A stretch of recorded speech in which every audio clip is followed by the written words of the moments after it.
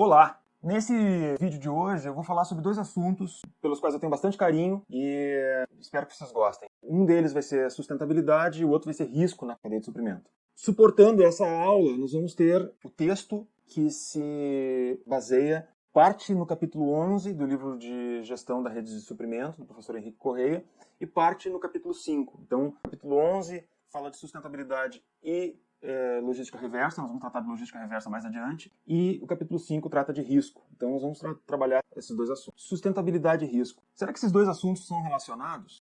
A pergunta que eu faço, ela tem a seguinte motivação. Elas estão em dois capítulos diferentes do livro, né? Elas são assuntos que para a maior parte das pessoas não se ligam. Mas será que a gente realmente, quando fala em sustentabilidade e quando a gente fala em risco nas cadeias de suprimento, claro, sustentabilidade não é o único risco que as cadeias de suprimento enfrentam, mas quando a gente fala em sustentabilidade em cadeias de suprimento, me parece que a nossa maior preocupação com relação à sustentabilidade, falando estritamente do ponto de vista profissional, tá? Eu não estou falando aqui do ponto de vista humano, do ponto de vista nosso como pessoas, da preocupação que nós temos como indivíduos. Mas pensando na nossa preocupação como profissionais da área de logística, me parece que a sustentabilidade ela tem muito mais a ver com risco do que a gente pode imaginar a princípio, né? A gente está muito mais preocupado em evitar que os problemas relacionados à sustentabilidade do nosso negócio se tornem um risco para nós do que o contrário. Então, vamos ver os dois assuntos em separado, depois a gente faz uma discussãozinha e tenta juntar as duas coisas. Então, com relação à sustentabilidade, eu tenho dois grandes objetivos aqui.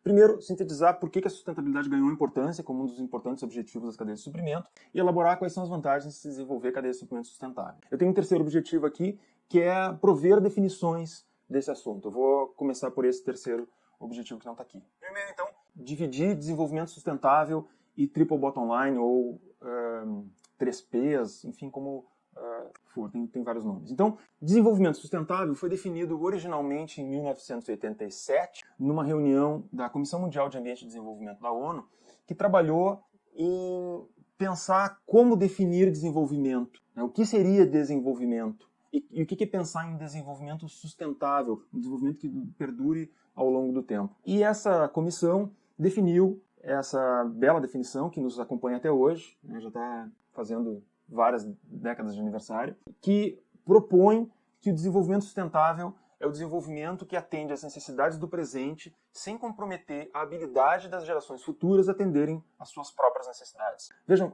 ela é uma definição atemporal, ela continua valendo, ela é belíssima, ela pensa do ponto de vista do gestor público, por exemplo, quando ele fala em desenvolvimento, nós temos que desenvolver a nossa região, por exemplo. O que quer dizer isso? Quando nós temos que desenvolver nosso país, o que isso quer dizer? Quer dizer, se a gente está pensando num desenvolvimento sustentável, ou seja, não crescer agora e ter problemas mais adiante, não ter um voo da galinha, né? Aquele voozinho curtinho que cai logo ali à frente, tem que ser um desenvolvimento que pense no uso racional, no uso equilibrado dos recursos, de tal forma que a geração atual consiga resolver os seus problemas, atender às suas necessidades, satisfazer os seus desejos e sem comprometer a capacidade que uma geração futura tem, ou as gerações futuras, né, teriam de atender às suas próprias necessidades e satisfazer os seus próprios desejos. O problema dessa definição, ela existe, como eu disse, desde 87, mas ela não permite para o gestor, por exemplo, eu penso assim, vamos dizer o seguinte, eu como gestor de uma organização, tá, de uma empresa privada, eu olho essa definição e fico pensando, como é que eu boto isso em prática? Pode pensar em uma série de formas. Pensando nisso, um consultor na década de 90, o Elkington, escreveu um livro chamado Canibais com Garfos, que propôs uma segunda ideia, propôs uma visão alternativa, tentando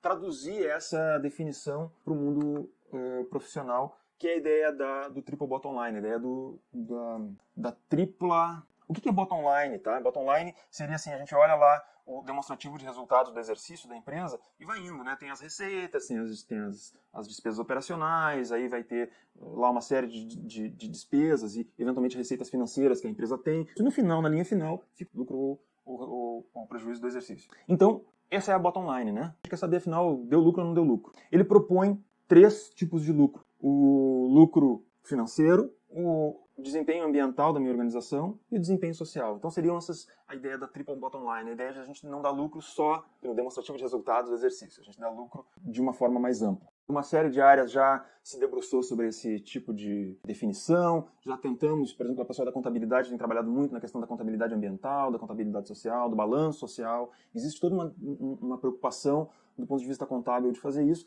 eu vou trabalhar aqui do ponto de vista da gestão da cadeia de suprimentos. Na verdade, a gente pensa na definição da gestão da cadeia de suprimentos, né, pensando o seguinte, olha, esse projeto que eu estou desenvolvendo, esse fornecedor que eu estou avaliando, esse novo centro de distribuição que eu estou fazendo, essa decisão que eu vou tomar agora na minha empresa, como é que ela impacta o resultado do meu negócio? Como é que ela impacta as pessoas, seja as pessoas que trabalham lá, as pessoas da comunidade, e como é que ela impacta o ambiente natural onde essa operação se insere? Ou, de uma forma mais ampla, né? Como é que ela impacta o ambiente global? Muitas vezes as decisões que nós temos em logística, muitas vezes elas impactam o planeta de forma mais ampla. Então, o que seria o triple bottom line? Seria o aspecto econômico, o aspecto ambiental e o aspecto social conjugados. A gente tem uma definição que diz o seguinte, olha, um ambiente que ele é desenvolvido economicamente e socialmente, ele é um ambiente justo, ele é um sistema justo.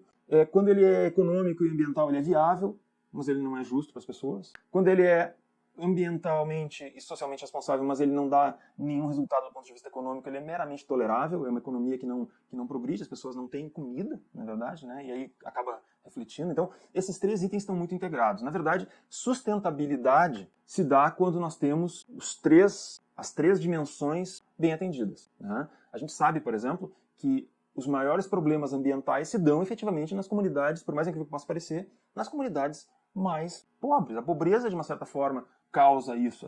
A gente tem problemas de uso de lenha dentro de casa, por exemplo, em comunidades muito pobres que não têm dinheiro para ter gás. Então tem uma série de problemas ambientais que decorrem também da pobreza. Muito embora a gente sabe, por exemplo, que certas comunidades são potencialmente poluentes, né? Mesmo sendo ricas, mesmo sendo afluentes. A gente tem o caso da economia norte-americana, por exemplo, que é reconhecidamente uma economia perdulária, né? Existem estudos que dizem, olha, se a gente todo o planeta tivesse o mesmo padrão de consumo dos Estados Unidos, a gente precisaria de uns 3 planetas Terra para acomodar todo mundo. E isso gera uma certa ansiedade, uma certa angústia em todos os outros países que dizem o seguinte, olha, eu queria ser rico que nem eles. Quando a gente vai para os Estados Unidos, a gente diz, que legal, né? É tudo tão barato, tão bom, tão bacana, né? A gente queria que fosse assim no nosso país. E eu não sou diferente, eu também sinto a mesma coisa. E ao mesmo tempo me dá esse sentimento, olha, se a gente fizesse a mesma coisa que eles fazem, a gente acaba com o nosso planeta. Então a gente tem uma dificuldade de crescimento, de avanço, tanto do ponto de vista econômico quanto, né,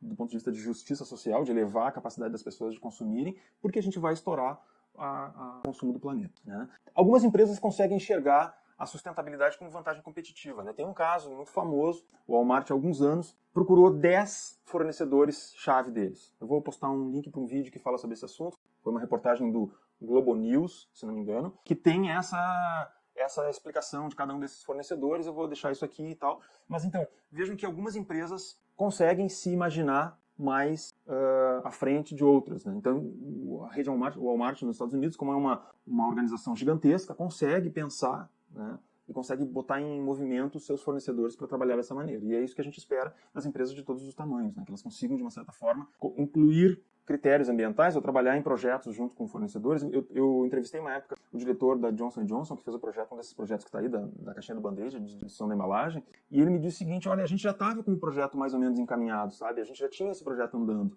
Mas aí eu perguntei para ele, mas vem cá, não fica mais fácil se tu tem esse teu projeto andando dentro da tua empresa, um clientão, tipo o Walmart, chegar para ti e pedir, não fica mais fácil de aprovar isso na diretoria? Não, toda a vida, né? Fica muito mais fácil. Se eu tenho um projeto que está em andamento lá dentro e um cliente vem e diz assim, não, eu tô afim desse teu projeto, é claro que vai funcionar. Então, vejam, essas parcerias, elas ajudam todo mundo, inclusive o cara de logística lá dentro da empresa, ou o cara de engenharia de embalagens, ou seja lá qual área, a aprovar os seus projetos perante a diretoria, porque, bem, já existe um interesse de um cliente nesse projeto novo.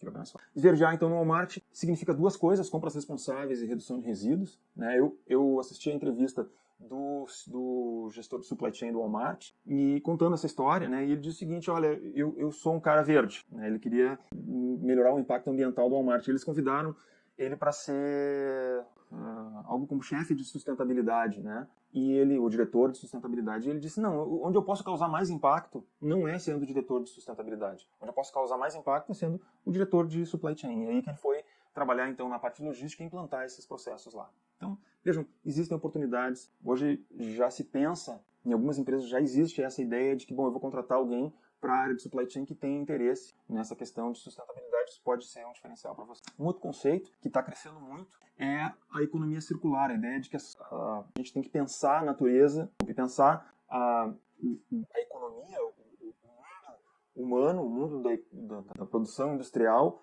como um mundo natural, como um mundo das coisas da natureza. Quando a gente morre, a gente se decompõe. Quando uma planta morre, ela se decompõe e ela volta. Os elementos naturais que compõem aquela planta voltam a fazer parte do planeta. Elas voltam em outras árvores, em outros animais, em outros pássaros. Então, tudo na natureza retorna, né? Desde daquela carne daquele animal que está sendo consumido por um abutre até as formigas, todos têm uma ação na natureza de logística reversa, digamos assim, de trazer de volta para a natureza os elementos naturais. E a gente construiu um sistema econômico, um sistema industrial que pensa de forma não circular, de forma linear, ou seja, a gente traz lá do início, lá de onde a coisa da natureza, as coisas, utiliza elas e depois dispõe elas de forma imprestável. Então a gente tem que pensar mais como a natureza. Então a economia circular vem pensar nessa lógica de trazer ciclos econômicos ou ciclos industriais, tecnológicos, que sejam estruturados da mesma forma que a natureza traz os seus nutrientes de volta para serem reutilizados. A gente vai voltar a falar sobre economia circular quando falar logística reversa. Então, pegada ecológica. Eu estava falando lá no negócio do planeta Terra, né, de quantos planetas Terra eu preciso. Isso foi usado pela primeira vez por dois professores canadenses, William Rees e o Matthew Wackenagel, né? E ela é uma medida de impacto, né, anual, quanto cada empresa ou cada indivíduo consome. Existem, se vocês botarem no Google ali, pegada ecológica, vocês vão ver que existem vários sites para fazer isso, né? Eu coloquei dois aqui. Um é um site que eu testei e deu um problema, não sei bem o que aconteceu, tal. Ele pediu a cidade, o estado onde eu moro, e eu botei o estado e ele não abriu a cidade, não sei se o sistema estava fora do ar ou não. E tem um outro, em português de Portugal, que é esse PDF que está aqui embaixo, e ele tem uma série de perguntas, vocês vão somando os pontos e vão vendo qual é o tamanho da pegada ecológica de vocês quiserem fazer. É uma atividade divertida agora para fazer, inclusive com os filhos, nesse período de isolamento. Obviamente, a nossa pegada ecológica agora no isolamento é muito mais baixa, né? A gente está vendo, durante esse período de isolamento social, quarentena, que o mundo está experimentando, que a economia e a movimentação de pessoas está muito mais baixa e o planeta está se movimentando muito mais devagar, né? A gente está vendo que, bom, o grau de poluição está caindo muito, né? Ou seja, a gente está sendo convidado a apreciar, né, o efeito da nossa economia e do nosso do modo de vida no planeta de uma forma não muito sutil, né? O nosso planeta nos convida, de uma certa forma, a observar como é que a gente impacta ele de uma forma muito interessante, assim, uma experiência natural, né? Um experimento natural. Ou seja, bom, agora vamos travar o planeta e vamos ver o que acontece. E realmente, nos lugares todos, está caindo a geração de poluentes. Para a gente reduzir a pegada ambiental nas redes de suprimento, a gente precisa trabalhar com fluxos diretos e fluxos reversos, né? A gente vai retomar isso com uma maior detalhe quando a gente voltar a falar sobre logística reversa. Bem, e aí, pressão por maior sustentabilidade na organização como um todo e na área de logística por consequência. Quando nós falamos de estratégia logística, nós vimos que a estratégia corporativa, ela se desdobra em estratégias competitivas, que por sua vez se desdobram em estratégias funcionais, dentre as quais estaria a nossa de logística, né? Então, vejam, se a nossa empresa está sendo pressionada pelo seu ambiente competitivo, pelos seus concorrentes, enfim, está sendo pressionada para fazer mais do ponto de vista ambiental, nós também, na área de logística, precisamos pensar nisso aí. Então, existe uma série de preocupações, né, na área da logística, fazer esse tipo de coisa, né?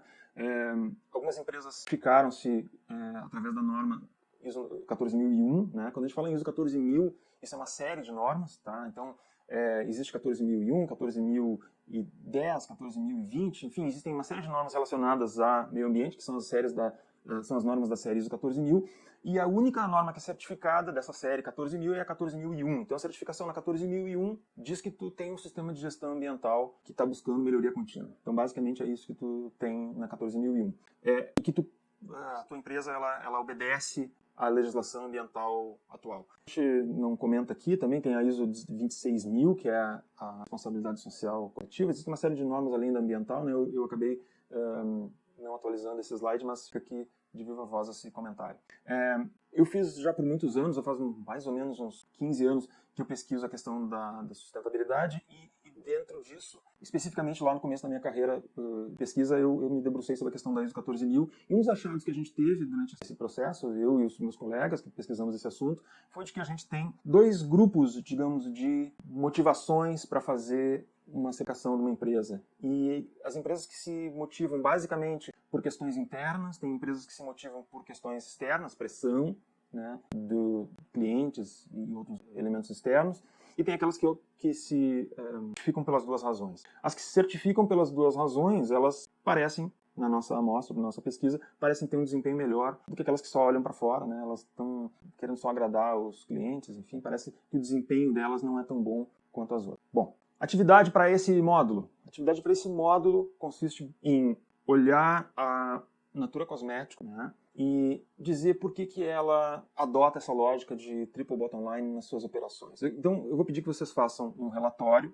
né, postem no Moodle esse relatório, uma página aí, né, texto simples, dizendo o seguinte: por que você acha que a empresa como a Natura adota a sua lógica 3BL em suas operações? Sem consultar nada. Para responder a questão 1, eu quero que você simplesmente ache da sua cabeça o que você conhece da Natura. Todo mundo já viu propaganda, já viu, tem alguém que de alguma forma usa o produto ou não, né? E aí, depois de responder a pergunta 1, vai lá, baixa o relatório anual da Natura no site deles, dá uma lida no livro do professor Henrique, também tem um trecho do relatório ambiental da Natura de anos anteriores, né? E procure identificar lá, nesse relatório, o último agora que está publicado, e aquele que está no livro, quais são os motivos dados pela Natura para a adoção do Triple Bottom Line, né? E comenta quais diferenças você achou entre o que a Natura oferece como justificativa e o que você, anteriormente à leitura desse material, entendia como sendo a razão pela qual a Natura adota essa lógica nas suas operações. Tá? Faz um breve comentário aí, descreve esse material, no máximo 2 páginas aí, em espaço simples, e posta isso lá no Moodle para a gente avaliar. Tá? Essa vai ser a atividade dessa semana. Bom, então a gente volta, encerra por enquanto a questão da sustentabilidade, voltamos a falar disso de novo quando a gente falar de logística reversa, e vamos tratar do segundo assunto da aula de hoje, que é o risco nas cadeias de suprimento. E para isso, eu elenquei 3 objetivos de aprendizagem, né, também, que é sintetizar o que é e como avaliar o risco nos seus vários aspectos no âmbito da gestão da cadeia de suprimentos, discutir como criar cadeias globais de suprimento que sejam mais resilientes, ou seja, como é que elas retornam depois de tomar uma pancada, e elaborar quais são as principais estratégias para gerenciamento de risco em gestão de cadeias de suprimento. Então vamos lá. Primeiro vamos dar uma olhada na definição de risco. Diferenciar risco de incerteza. Risco, então, é o valor estatístico da expectativa que se tem sobre um evento indesejado que pode ocorrer ou não. Então a gente às vezes divide o meu risco desse fenômeno acontecer de 20%. Por exemplo, a gente vai lá no médico. Meu pai, por exemplo, ele pertence a vários grupos de risco, né? Ele tem problema de pressão alta, ele é diabético, ele é obeso, ele é idoso. Então ele tem essas 4 que eu me lembro. Ele se recuperou de uma cirurgia de câncer, ou 2. Então ele tem aí alguns fatores de risco, certo? O médico vai lá, coloca esses fatores de risco. Então ele está com um problema no joelho, agora ele precisa colocar uma prótese no joelho, e o médico avalia, bom, vem cá, o cara ele é cardíaco, ele tem hipertensivo, ele é diabético, ele é obeso, ele é idoso e ele tem histórico pregresso de cirurgias de câncer. A resposta do médico é: eu não vou te operar. Caminhar mal com bengala tu consegue. Agora, depois de morto não. Então, ele avaliou o risco, né? Calculou quantos % de chance do cara ficar na mesa de cirurgia existe, né? E avaliou que, olha, não vale a pena. O benefício que essa cirurgia vai te trazer não compensa o risco da gente entrar numa mesa de cirurgia e arriscar a não sair de lá contigo vivo, né? Bem, mas e a gente conhece casos. Existe uma cantora brasileira, ela era provavelmente mais nova do que eu sou agora, né? Naquela época não, mas hoje sim.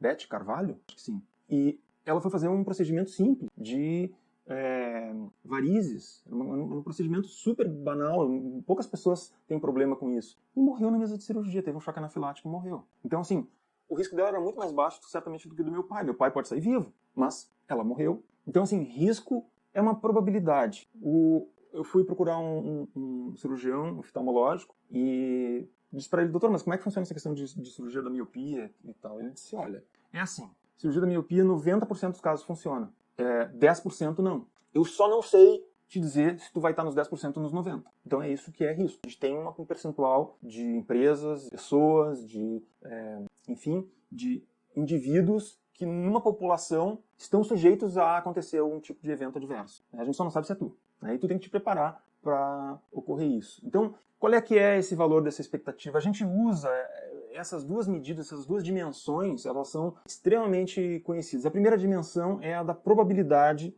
da ocorrência. Que chance tem de dar um problema? E a segunda é o impacto desse problema. Que chance tem desse problema me causar um problema? Bom, eu tenho uma operação que não depende de porto. Então, a chance de um porto fechar para minha operação logística é nula.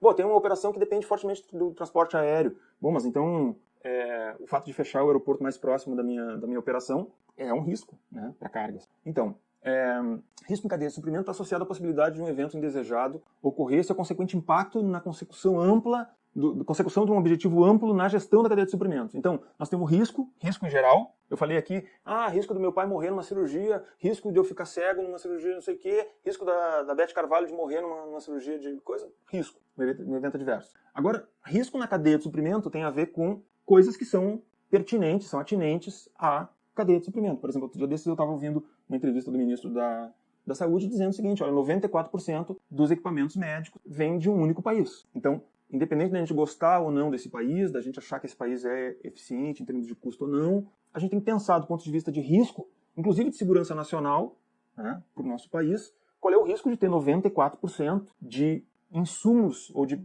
produtos, equipamentos de proteção para médicos ou de dispositivos médicos vindo de um único país. Isso é um risco na cadeia de suprimento da saúde do país? Certamente é.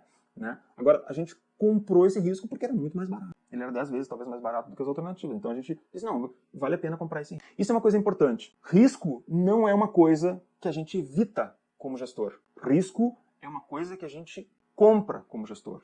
Existe um custo do risco. A gente aceita esse custo do risco porque a gente entende que é economicamente muito mais viável aquela opção arriscada do que a opção segura. Eu vou dar um exemplo. Eu sou um gestor na área financeira. Eu tenho lá fluxo de caixa livre na minha empresa, certo? O que eu posso fazer com esse fluxo de caixa? Eu posso comprar um outro negócio, eu posso diversificar, eu posso comprar ações de outras empresas, eu posso fazer uma série de coisas, certo? Tudo isso tem risco. E eu posso pegar e aplicar na renda fixa. Isso tem muito menos risco. Mas vejam, o retorno disso é muito baixo. Tem empresas de varejo, por exemplo, que elas têm fluxo de caixa livre. O que elas fazem? Em vez de deixar esse fluxo de caixa livre lá sobrando, elas pegam esse fluxo de caixa livre e emprestam para os clientes. A um juro altíssimo. Jamais um cliente, uma aplicação financeira, vai dar um retorno, por exemplo, que o juro que é cobrado numa loja, por exemplo, para financiar em 12 meses lá uma televisão, um sofá.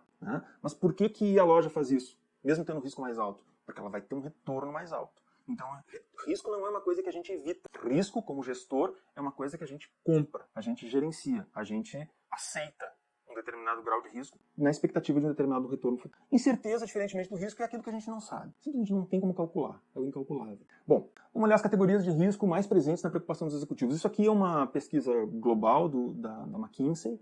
Tá?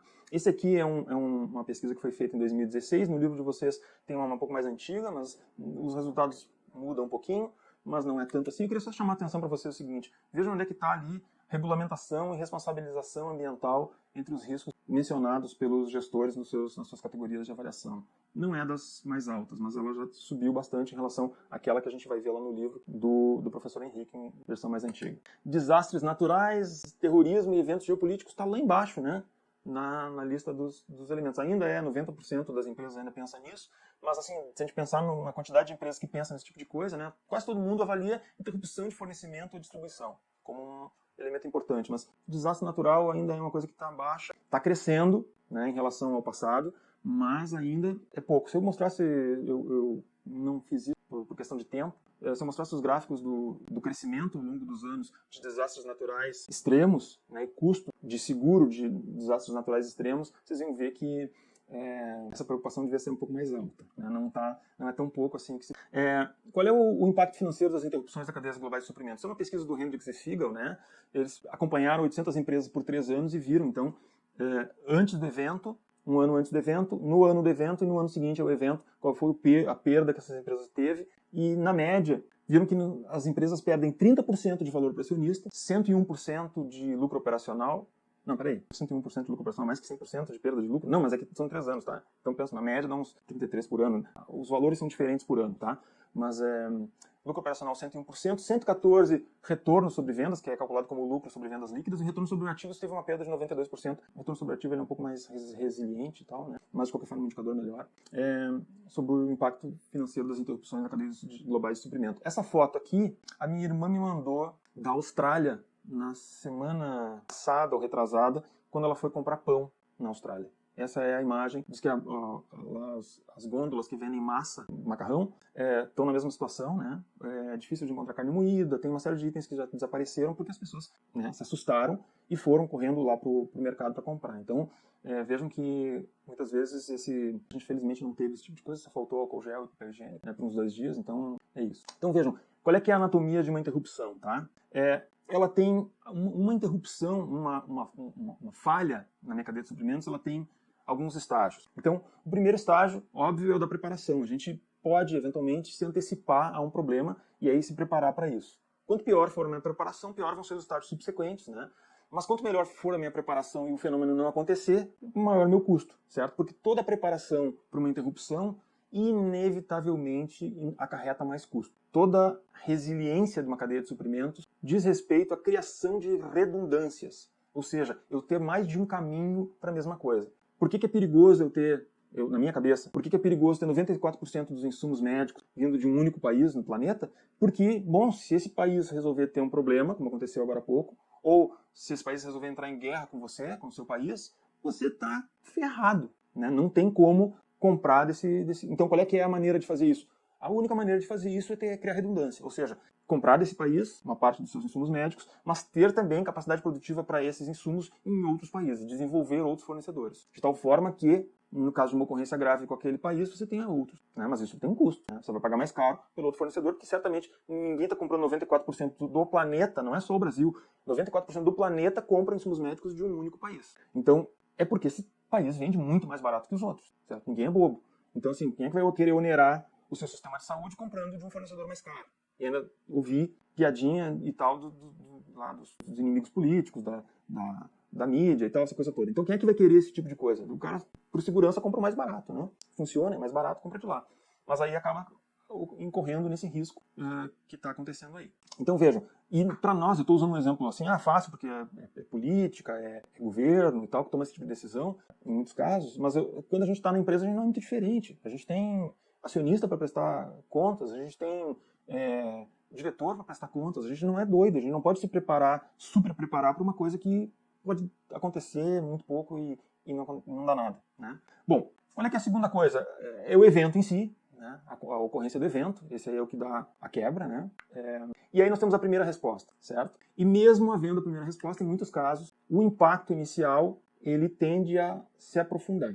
Bem, tem um momento em que esse impacto se torna máximo, né? Em muitos casos, por exemplo, vamos lá, deu um tsunami no Japão, há uns anos atrás, né? No primeiro momento, as fábricas pararam de produzir, mas boa parte do que a gente tinha comprado do Japão, eu digo a gente, os outros países, né? Das fábricas daquela região, estava no navio, estava vindo, né? Agora chegou um ponto que esses itens foram entregues e aí ficou aquele buraco na cadeia de suprimento daquele período em que as fábricas estavam se recuperando. Então a gente tinha um ponto de queda muito maior ainda do momento de impacto, que a gente chama de momento de impacto máximo. E aí a empresa começa a se preparar para se recuperar, tá? A fase de recuperação, ela em geral é bem lenta, né? E aí, finalmente, a gente pode ou não voltar para o nível anterior ou ficar um pouco abaixo do nível anterior do problema. Então, vejam, no item 4 ali a gente falava de impacto inicial, no item 8 a gente está falando de impacto de longo prazo, ou seja, mesmo depois de passado todo aquele susto, aquele problemão, a gente ainda não consegue voltar ao mesmo patamar de antes porque a gente sofreu consequências que são de impacto de longo prazo. Tá? Um exemplo que eu acho bem recente é esse dos cruzeiros marítimos, né? Vejam, comparem esse gráfico que eu trazendo aqui, que é da anatomia de uma interrupção, com esse gráfico aqui e comparem a semelhança estarrecedora entre os preços das ações de 3 empresas de cruzeiros marítimos, né? A Carnival, a Royal Caribbean e a Norwegian, que são as 3 maiores companhias do planeta de cruzeiros marítimos, né? Vejam o preço das ações delas, inclusive comparativamente, o gráfico que está em cima, esse que não desce tanto, é o preço da ação da média do índice S&P 500, Standard & Poor's 500, que é um índice, que é uma composição aí das 500 maiores empresas da Bolsa. Bem, quando é que vai voltar? Vamos ver. Então, 3 tipos de risco, tá? Aleatórios, acidentais e intencionais, tá? Os aleatórios são causados por fatores fora do controle das organizações, furacões, enchentes, terremotos, tornados, e diante. Alguns desses riscos aleatórios não são tão aleatórios assim, a gente sabe que todo ano tem enchente ou tem tornado numa certa região, e já deixa de ser tão aleatório assim.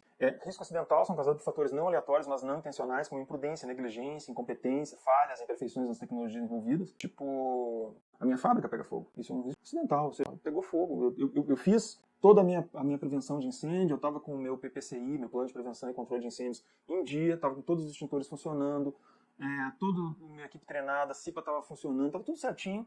Mas pegou fogo porque pegou fogo, né? Pegou fogo por um acidente. Bem, isso é um risco acidental, pode acontecer, né? E são aqueles riscos intencionais, né?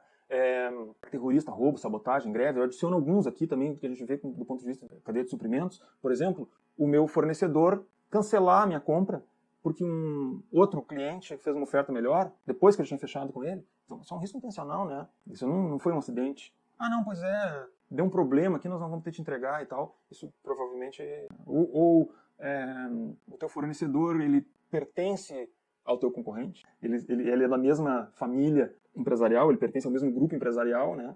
São 2 filhos de uma mesma corporação, e aí lá pelas tantas esse fornecedor te sacaneia nas entregas para o teu concorrente se dar melhor. Quer dizer, situações que podem acontecer que não são nem aleatórias nem acidentais, eles são intencionais, alguém está querendo mesmo te sacanear. Pode acontecer, pode não acontecer, mas pode acontecer também. E aí é importante classificar porque as formas de lidar com cada um desses diferentes tipos de riscos, ele é diferente. Bom, tem diversas coisas, eu não vou ficar lendo isso para vocês, está na lâmina e tal, vocês olhem lá, mas eu queria chamar a atenção dessas categorias, né? Categorias de unidades operacionais, recursos humanos, tecnologia, transporte, fornecimento, demanda, sistemas de informação, ambiente econômico, ambiente político, né? Então tem uma série de fontes de risco, né? Então aqui tem uma série de elementos. Esse negócio que aconteceu para a gente faltar papel higiênico e álcool gel é um risco de demanda, né? Bom, 10 princípios de gestão de risco e gestão da cadeia de suprimentos. Primeiro, põe em ordem a casa antes de exigir que os parceiros da cadeia ponham ordem nas deles. Isso até tem um artigo meu que foi publicado sobre gestão Green Supply Management, né? Gestão verde ambiental, gestão ambiental de suprimentos, que mostra isso. Quer dizer, as empresas que implementam coisas na relação com seus fornecedores são aquelas que já têm a casa mais bem arrumada, né? A diversificação reduz riscos, e não só a diversificação, mas a redundância, né? Ou seja, não depender de um único fornecedor, país, etc., né? Ter possibilidades de rotas alternativas quando dá algum problema. Robustez do sistema é definida pelo elo mais fraco, da mesma forma que uma corrente se rompe pelo seu elo mais fraco, né? Uma cadeia de suprimentos ela se rompe pelo seu elo mais fraco. Então a gente tem que pensar no risco daquele elo mais fraco e eventualmente elevar a capacidade desse elo mais fraco para poder dar conta. Obviamente a prevenção é muito mais barata e muito melhor do que a correção, né? Tem um custo muito grande em termos de correção. Sistemas excessivamente enxutos podem aumentar sua vulnerabilidade. Trabalhar com muito pouco estoque, trabalhar muito justinho pode dar problema. É super legal do ponto de vista de retorno do ativo, retorno, enfim, do investimento, mas pode criar problemas com relação a isso. Sistemas com alguma redundância de recursos são mais robustos. Colaboração e compartilhamento de informação são chaves para fazer de coisa, né? Gestão de crise apenas não é suficiente, a gente tem que se antecipar à crise e pensar também de forma proativa, pensar cenários constantemente, fazer parte do nosso planejamento estratégico, não só olhar. E quando eu falo planejamento estratégico, não estou falando só de estratégia mais alta na organização, mas estou falando também da logística, ter a sua estratégia, pensar o que acontece, de tempos em tempos pensar assim, olha, pensar e repensar, parar um pouco o grupo pensante da logística na empresa, sentar e pensar assim, o que pode acontecer de ruim? É um exercício péssimo, ninguém gosta de pensar isso, mas a gente tem que fazer, pensar o que pode acontecer, o que pode dar de errado e em que ponto do meu sistema. E aí pensar alternativas para aquilo. Gestão de crise, então, 9, modularidade pode alavancar esforço de redução de risco, né? Então, se eu tenho um sistema que é modular, ou seja, um projeto de empresa, um projeto de produto que tenha módulos que sejam intercambiáveis entre si, entre diferentes unidades, talvez eu possa ser capaz de ter redundância a partir daí. Se eu tenho um determinado projeto usa um determinado tipo de módulo, outro projeto usa determinado tipo de módulo, outro projeto usa determinado tipo de módulo, ou seja, os módulos não se conversam. Se der problema no fornecedor do módulo do meu produto A, ferrou, né? Agora, se todos eles usam um módulo padrão e eu tenho mais de um fornecedor para aqueles módulos, de repente o que eu tinha, eu posso realocar. Eu tinha comprado, eu tinha planejado para o produto A, B ou C, eu posso realocar entre diferentes fornecedores, eu tenho que fabricar em pontos diferentes da minha empresa. E a aplicação dos princípios de qualidade e redução de variabilidade de processos auxilia muito, né? Então são os 10 princípios que devem estar em consideração na cabeça deles, tá? Então o processo da gestão de risco e gestão de cadeia de suprimentos são 6 passos, nós vamos trabalhar com eles na sequência agora. Bom, o passo 1 então. Identificação de processos e recursos sujeitos a risco. Olhar aquilo que eu disse. As cabeças pensantes da nossa logística têm que olhar, da nossa empresa tem que olhar e escolher processos ou recursos que podem dar problema. Eu tenho um negócio lá que pode dar problema, ou vários, tem que pensar cada um desses elementos e botar eles nos passos adiante. 2. Identificação dos principais riscos. E aí, eu vou mostrar aqui algum exemplo, né? Uma empresa fictícia, por exemplo, tem diversas unidades. Uma unidade no Brasil, uma unidade nos Estados Unidos, uma unidade no Vietnã. E, além de identificar os fatores de risco de cada uma das unidades produtivas, também se ocupa em entender os riscos da rede como um todo, né? Então, bom, tem vários aqui, né? O exemplo só traz um aqui, que seria o problema de coordenação e colaboração entre as unidades, mas pode ter mais de um, né? Que afete a rede toda. A unidade do Vietnã tem uma série de problemas específicos, né? Que são característicos dessa unidade. A unidade nos Estados Unidos tem outros riscos, são relacionados com desastres naturais, terremotos, furacões, incêndios, quebra de equipamento, ataque terrorista, disponibilidade de recursos humanos, que é um problema sério nos Estados Unidos, confiabilidade, disponibilidade e agilidade das informações. E a Unidade Brasil, problemas por incêndio, greve, quebra de equipamento, crime organizado e eventual, ação de sindicatos, associações, regras locais, roubo de carga e acidentes, que é um troço problemático no Brasil, enchentes, greves em portos, aeroportos e assim por diante. É uma série de riscos. Isso no passo 2, digamos, a gente fez essa parte. O passo 3 seria avaliar a probabilidade de ocorrência associada aos principais riscos. Então, por exemplo, na unidade Estados Unidos, né? Olhem nesse mapa dos Estados Unidos qual é a frequência de tornados nesses estados. Vejam, esses estados do centro dos Estados Unidos, né? Eles são corredor de furacões, né? Eu tive num aeroporto de uma cidade dessa área, e eu achei muito impressionante que tinha uma série de placas indicativas dentro do aeroporto de abrigo de furacão. Então, é um tornado, né? É uma situação que eles enfrentam com uma certa... E aí a frequência de terremotos causando danos nos Estados Unidos. Então a gente vê que já para terremotos, a área oeste dos Estados Unidos, ali onde fica a Califórnia, o estado de Washington, são áreas bem afetadas por terremotos, né? E aquela região central ali também é uma região bastante promissora em termos de terremotos. Então, vocês vejam, se vocês colocarem esses dois mapas um em cima do outro, vocês veem que se vocês têm uma unidade operando nos Estados Unidos, no centro dos Estados Unidos, vocês podem ter tanto problema de terremoto quanto problema de tornado. Então vocês têm que... a probabilidade é bem mais alta do que, por exemplo, aqueles estados mais ao norte ali, tipo Minnesota e tal, são estados que vocês veem que estão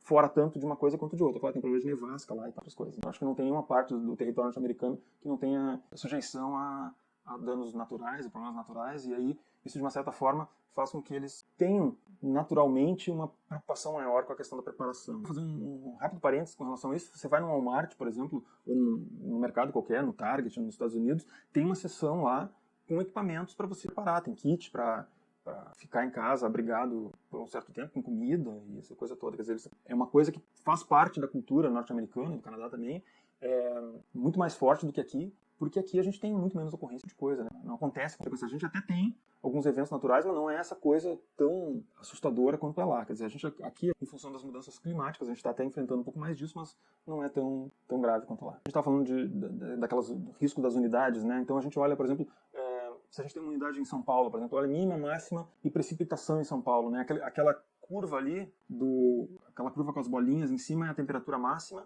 né? A curva com a linha azul mais escura, ela tem as temperaturas mínimas, e as barras elas demonstram a quantidade de chuvas. Então, por exemplo, São Paulo, contrariamente do Sul, é um estado que chove muito mais nos meses quentes do que chove nos meses frios, né? Aqui a gente tem uma situação diferente no sul do país. Então, já dá para prever que a chance, se tu tem uma unidade em São Paulo que tem, ou que depende da logística rodoviária em São Paulo, tu tem mais riscos de encontrar alagamentos e enchentes nos meses que estão marcados ali com as barras mais altas. A inflação acumulada, por exemplo, do país, isso é registrado pelo poder público, a gente tem acesso a essa informação, então boa parte do que a gente precisa para analisar risco em cadeia de suprimento, principalmente esses riscos mais de natureza meteorológica, elas são fartamente documentadas pelo poder público. É muito fácil da gente poder fazer análise. Coisas que são mais específicas, por exemplo, do meu setor, olha, a chance, por exemplo, do meu fornecedor me sacanear e tal, alguma coisa assim, isso é uma coisa que já não tem dado público. A gente tem que fazer uma análise um pouco mais específica, mas para esse tipo de fenômeno mais amplo, mais de interesse mais amplo, né,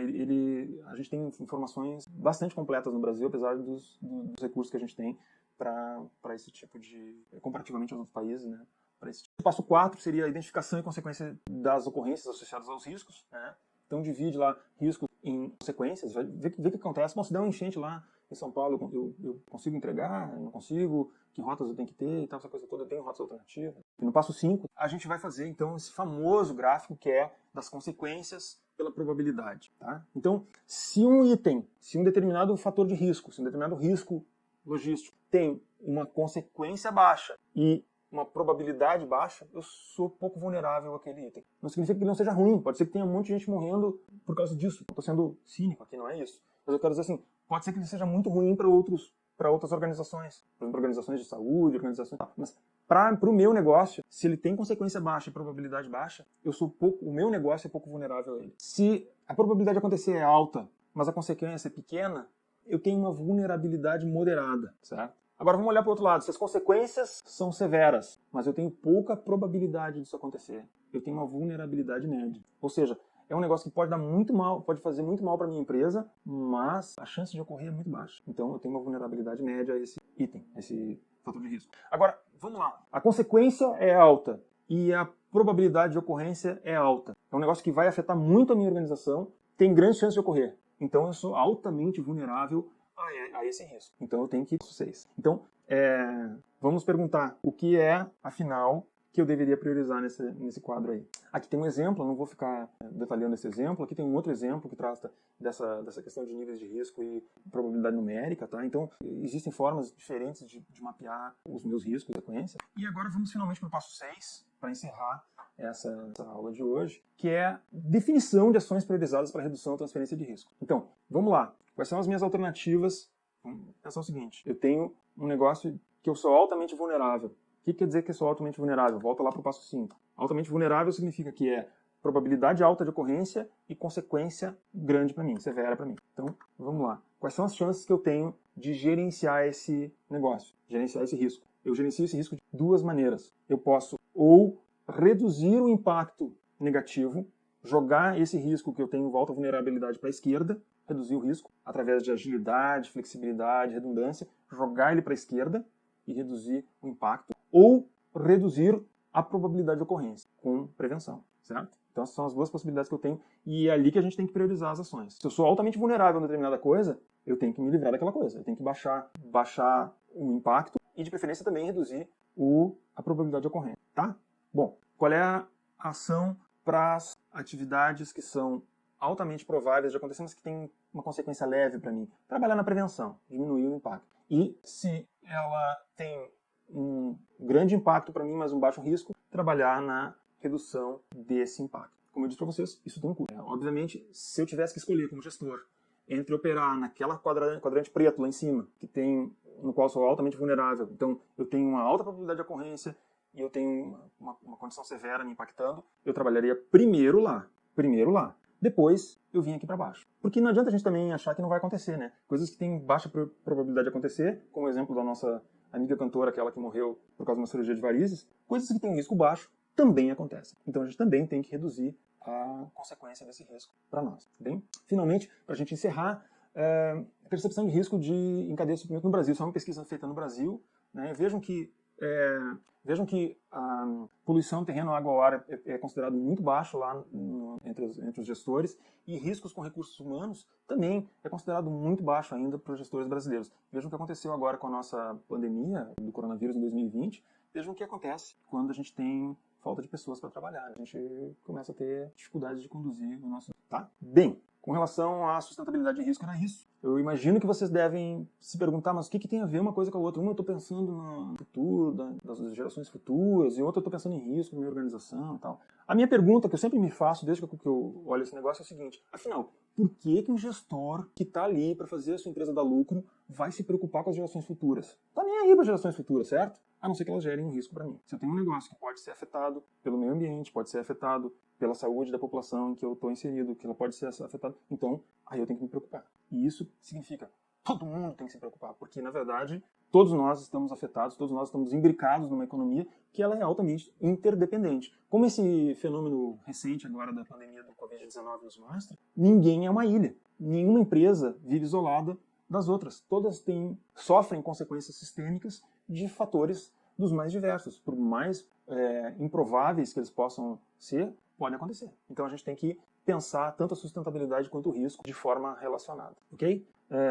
Bem, então vocês já têm a atividade de vocês, consiste em pensar por que a Natura trabalha com a Triple Bottom Line e fazer um relatório, pesquisar, responder essa questão, né, sem consultar nada, depois olhar o relatório anual da Natura, tanto no site da Natura quanto no próprio livro do professor Henrique, e aí comparar o que vocês responderam, descrever o que está escrito ali, na segunda questão, e a terceira questão é, afinal, o que deu de diferente, vocês pensaram que era e o que vocês efetivamente viram lá no relatório da empresa, tá? Nos vemos na aula presencial. Um abraço.